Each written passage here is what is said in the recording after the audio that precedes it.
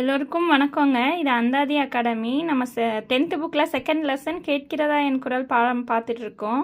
இது நிறைய இருக்கிற மாதிரி இருக்கும். ஆனால் நான் அதை நோட்டில் எழுதி வச்சுருக்கேன், ஷார்ட்டாக எழுதி வச்சுருக்கேன்.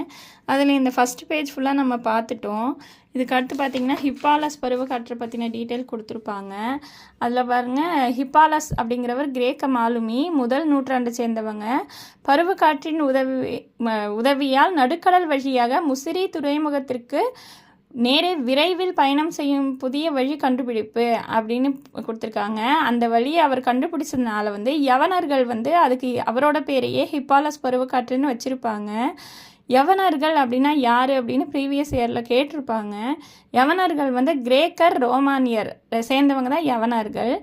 அதே மாதிரி இன்னொரு கொஸ்டின் முக்கியமானது, யவனப்பிரியா அப்படின்னா என்னன்னு கேட்டிருப்பாங்க. யவனப்பிரியா அப்படிங்கிறது மிளகு. யவனர்கள் ரொம்ப பிரியப்பட்டு வாங்கினதுனால மிளகுக்கு இன்னொரு பேர் யவனப்பிரியான்னு. பருவக்காற்றின் பயனை உலகிற்கு உணர்த்தியவர் ஹிப்பாலஸ். அவரால் தான் பருவக்காற்றோட பயனே நமக்கு புரிஞ்சது.